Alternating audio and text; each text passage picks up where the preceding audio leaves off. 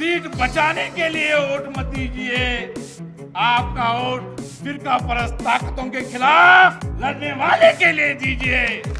हम सियासत में एमएलए बनने के लिए नहीं ठहरे हुए, हमारी सोच कहीं ज्यादा है, उससे कहीं ऊंची है। हमारे बच्चों को, हमारे पोतों को, हमारे परपोतों को हिंदुस्तान में जीना है। ये मुल्क हमारा है, हिंदुस्तान को आजाद करने वाले हम हैं, हिंदुस्तान के लिए कुर्बानी देने वाले हम हैं। सियासत में हूँ इस वजह से हूँ कि मिल्लत के लिए आवाज उठा सकूं। सियासत में हूँ इसलिए हूँ कि फिरका परस्त ताकतों का मुकाबला कर सकूं, उनको मुंह तोड़ जवाब दे सकूं। अल्लाह के वास्ते 2 इलेक्शन हारा हूँ, मगर कभी हिम्मत नहीं हारा हूँ। आपको लगता है कि नासिर हुसैन उस्ताद की आंखों में खौफ नजर आया है, नासिर हुसैन उस्ताद के मिजाज में चमचागिरी नजर आई है, तो बोल देना, आज ऐलान करता हूँ, मैं सियासत में ना मैं रहूंगा, मेरे ना आने वाले कोई बच्चे रहेंगे, मैं ऐलान। This video is sponsored by Mahalakshmi Jewelers, United Hospital, KBN University, Shaheen Group of Institutions, Fine Art Designers, Chulbul Furniture and Lighting, Sparkles International School, Emrilis Premium Cakes and Desserts, and by Adas Traders. काबिल एहतराम मौलाना वकार शफी साहब, काफ़ी वक्त हो गया, मैं ज़्यादा वक्त नामों के अंदर मैं नहीं लेना चाहता। जेडीएस के ज़िले के सदर सुरेश माघोंकर साहब, जनता दल सेकुलर के corporators, defeated corporators, senior leaders, senior सहाफ़ी अजीजुल्लाह सरमद साहब, इम्तियाज़ सिद्दीकी साहब, बुज़ुर्गों, नौजवान साथियों, पर्दा नशीं मेरी माँ और बहनों, अस्सलाम वालेकुम रहमतुल्लाहि व बरकातहू। आदाब, नमस्ते। पंचरत्न यात्रा कुमार स्वामी साहब मुसलसिल 45 दिनों से ये प्रोग्राम चल रहा है और उसी ज़िमन में बीदर ज़िले में बहुत ही शानदार तरीके से बंडापन्ना काशमपुर साहब के कॉन्स्टिट्यूंसी से ये यात्रा शुरू हुई और जब बीदर के फाइनल तालुका बसवा कल्याण को वहाँ पर पहुँची तो वहाँ पहुँचने के बाद कुमार अन्ना ने और बंडापन्ना ने मुझे कहा कि आप गुलबर्गा नॉर्थ में एक प्रोग्राम कीजिए। तो ये 4 दिन पहले वहाँ से हम गुलबर्गा आकर के हमारे पार्टी के जिम्मेदारों से बात की, दोस्तों से बात की, साथियों से बात की और इन 4 दिनों में दिन रात मेरे भाइयों ने, मेरे साथियों ने मुसलसिल तौर पर दिन रात काम करके इस रैली को ऑर्गेनाइज किया। आज की ये रैली गुलबर्गा शहर की एक तारीखी रैली है, कोई इसमें शक शुबा नहीं है। तकरीबन 2 किलोमीटर से ज़ायद और 1-1.5 घंटे का इंतजार करते हुए, कुमार अन्ना का इंतजार 1.5 घंटा 2 व्हीलर्स लगा करके, ऑटोस लगा करके, बैंड बाजे के साथ हमारी माएँ और बहनें वहां तक पहुंच गई, चल के वहां से आई। तो 4 दिनों में जिस मोहब्बत खुलूस के साथ आपने आपके इस भाई को साथ देने के अज़म लेकर के आप आगे बढ़े हैं, मैं सबसे पहले तो आप तमाम लोगों का दिल की अमीख कह रहे हैं, उनसे शुक्रगुजार हूँ, शुक्रिया अदा करना चाहता हूँ।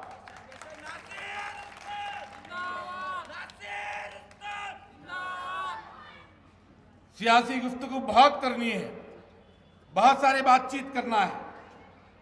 कुमार अन्ना, चूंकि मैंने सोशल मीडिया के जरिए पहले ही कह दिया था कि 7 बजे 1 मिनट भी ज्यादा नहीं रुक सकते, मगर 1-2 मिनट ज्यादा रुक गए।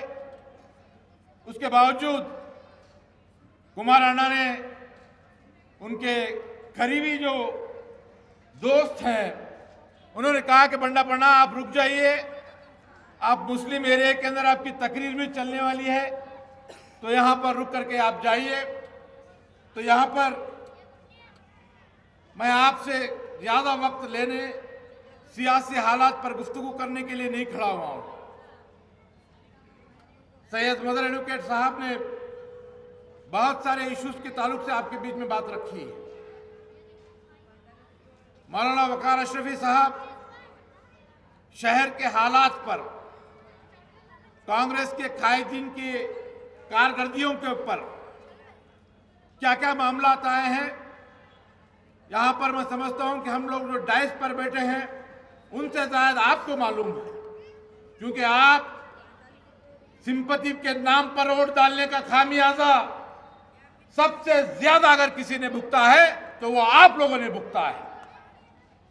अड़ंत के मामले में गुलबर्गा शहर के जिले के तारीख में पहली बार हमारी 10 खवातीन माएं और बहनें जेल के सलाखों के पीछे चली गई। एनआरसी का मामला जिसका जिक्र कुमार स्वामी साहब ने कहा, गुलबर्गा वो मरकज था जहां पर जिस दिन राज्यसभा में बिल पास हो रहा था, आपका ये भाई बाकर फंक्शन हॉल में तमाम जमात के लोगों को मीटिंग बुलाकर वहां पे मैंने एहतजाज शुरू की, और जिसका जिक्र दिल्ली में कांग्रेस के लीडर्स गुलाम नबी आजाद साहब जैसे लीग कायदीन उसको जो है जिक्र करके वहां पे प्रेस मीट करते हैं, गुलबर्गा बंद करते हैं, मुख्तलिफ खवातीन का जो है एहतजाज होता है, जन आंदोलन होता है, गुलबर्गा बंद किया जाता है, हमें गिरफ्तार किया जाता है। मगर अफसोस हमारे जो नुमाइंदे हैं, हमारे जो एमएलए हैं, असेंबली के अंदर एक लफ्ज उसके ताल्लुक से बात नहीं करते। कोविड के अंदर हम और हमारे साथी जो सोशल एक्टिविस्ट हैं, चाहे वो वहाज बाबा हैं, असगर चुलबुल हैं, जो लोग भी हैं, कोविड के लॉकडाउन में रमजान का मुबारक महीना आता, उस रमजान के मुबारक महीने में हम जाकर के सुपरिंटेंडेंट ऑफ पुलिस से, कमिश्नर से बात करके ये कहते हैं कि रमजान का ये मुबारक महीना हमारे मुसलमान रात में सहर करते हैं, दिन भर भूखे रहते हैं, रोजा रहते हैं अल्लाह के लिए, उनको इफ्तार के लिए 2 घंटे की छूट दी जाए, 1 घंटे की छूट दी जाए। 2 घंटे की छूट देती है हुकूमत, और उसी 2 घंटे के अंदर तकरीबन 7,000 टू व्हीलर्स, 7,000 टू व्हीलर्स जहां पर इफ्तार बेचा खरीदा जाता है, वहां पर पुलिस का महकमा वॉलंटियर्स के नाम पर हमारे नौजवानों को पकड़ करके फाइन डालने का काम जो है ये डिपार्टमेंट कर रही थी। आपने उसको भुगता है, आपने मार खाया है। रेमडेसिविर इंजेक्शन के लिए हाहाकार मच रहा है, किसी के वालिद अस्पताल में है, किसी की मां अस्पताल में है, आपको रेमडेसिविर का इंजेक्शन नहीं मिलता। एमएलए साहब आप बेंगलुरु में बैठी हुई हैं, कौन है आपका पुरसाने हाल उलमा इकराम जो हमारे अंबिया के वारिस जिनको हम समझते हैं, उनको पुलिस बदतमीजी से सलूक करती है, उनको मारती है। यहां पर जिक्र हुआ एमएलए के भतीजे को मारा जाता है। मैं आपसे पूछता हूं, वो मार खाते हैं, मार खाने दीजिए, हमें कोई उनसे हमदर्दी नहीं है, हमारी जिम्मेदारी भी नहीं है, मेरी जिम्मेदारी भी नहीं है मैं उनकी हमदर्दी करूं। मगर मैं सियासत में 25 साल से हूं। मेरे मरहूम वालिद उस्ताद सादत हुसैन साहब, जिन्होंने गुलबर्गा के इस इलेक्शन के अंदर 1978 में उन्होंने कंटेस्ट किया था। 1978 में कंटेस्ट 350 वोट से उनकी शिकस्त हुई, 350 वोट से वो हारे। जब से लेकर अब तक मुसलसिल मेरे वालिद बुजुर्गवार अल्लाह उनको मगफिरत करे, मुसलसिल तौर पर अवाम की खिदमत करने के लिए वो आए हैं।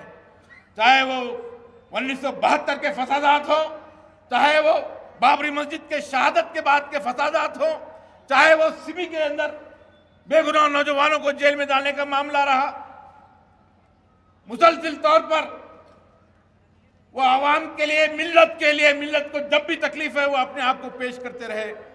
मैं उनका जिक्र इसलिए कर रहा हूं कि मेरे वालिद ने वही सीख देकर चले गए हैं, वही सीख देकर चले गए हैं। मुझे कोई डायरेक्शन लेने की जरूरत नहीं है। यहां जो अवाम बैठी है, आप हमारे हाई कमांड है, आप मेरे लिए हाई कमांड है। ना सिर्फ मेरे लिए बल्कि यहां पर बंडा पन्ना काशमपुर बैठे हुए हैं, इनके हाई कमांड कौन है?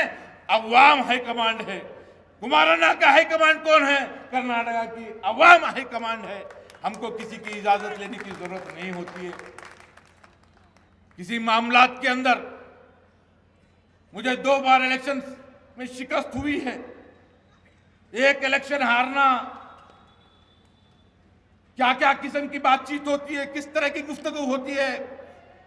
कोई कहता है कि ये जीतने वाला नहीं, कोई कहता है कि नासिर के पास पैसा नहीं, कोई कहता है कि नासिर के साथी छोड़ के चले जा रहे हैं, पार्टी के अंदर उसकी इज्जत कम हो रही है, बढ़ रही है।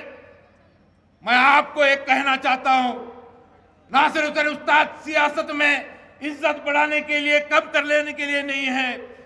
सियासत में हूं इस वजह से हूं कि मिल्लत के लिए आवाज उठा सकूं।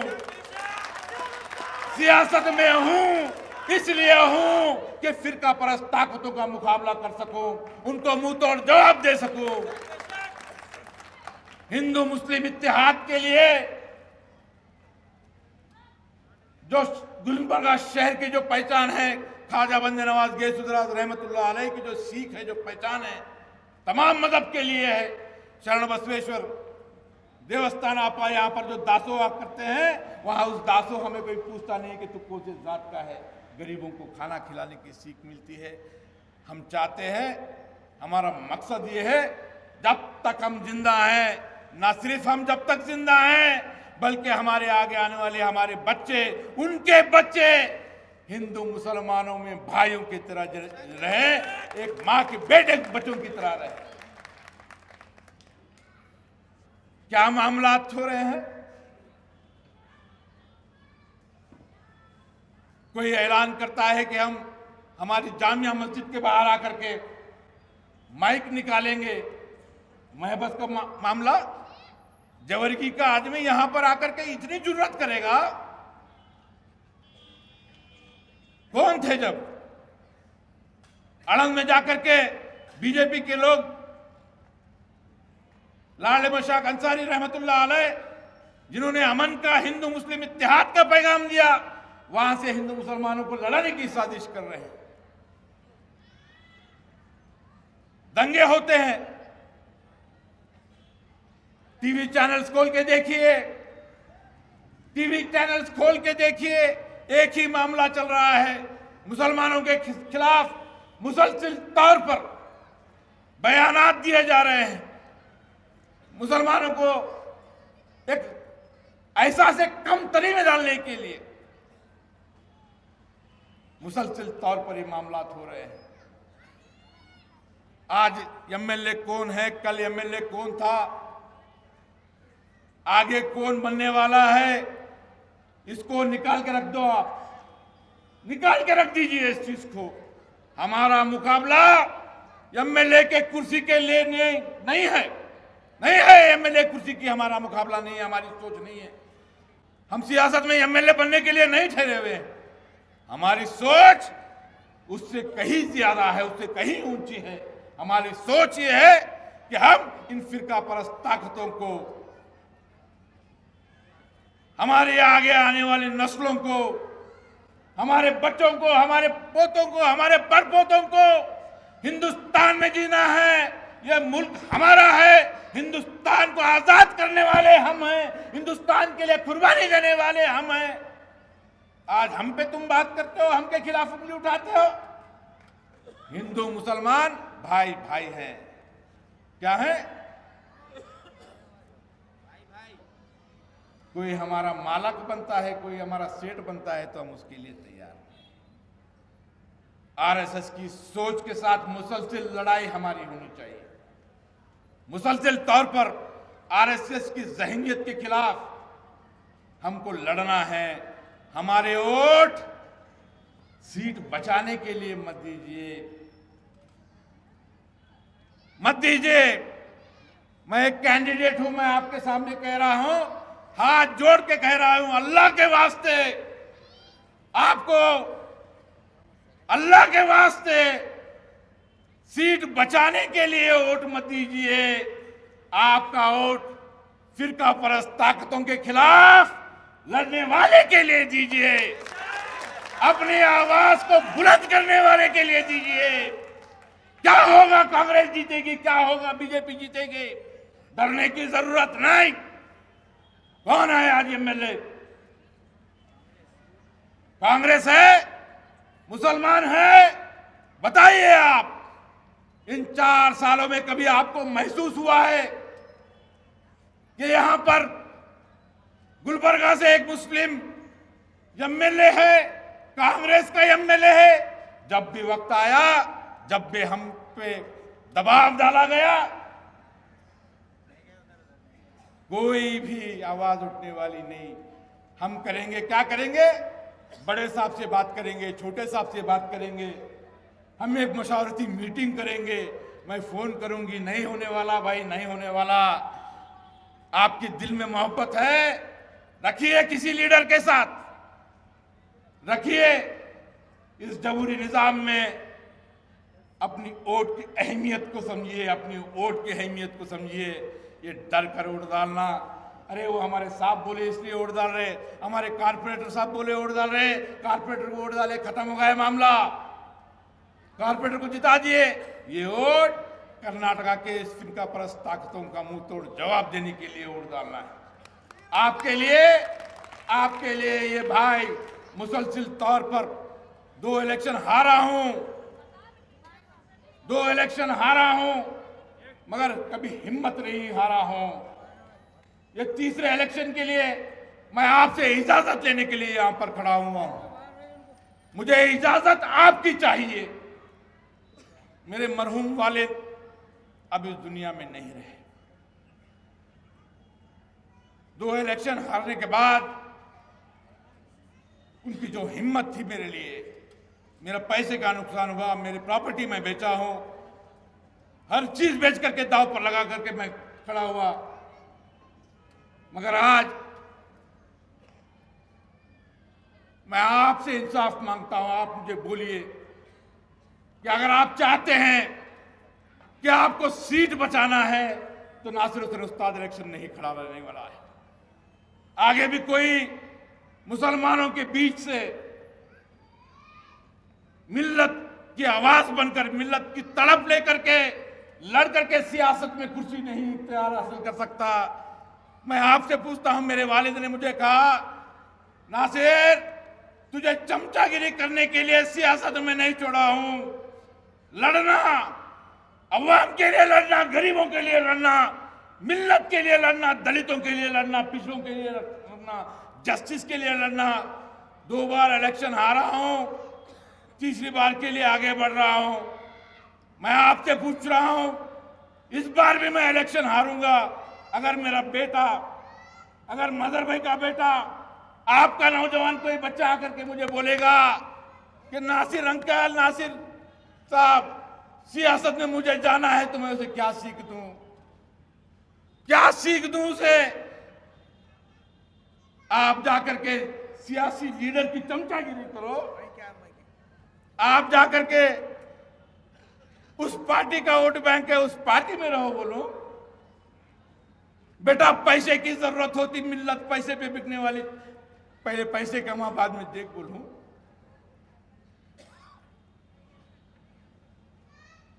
मुझे जवाब दीजिए आप।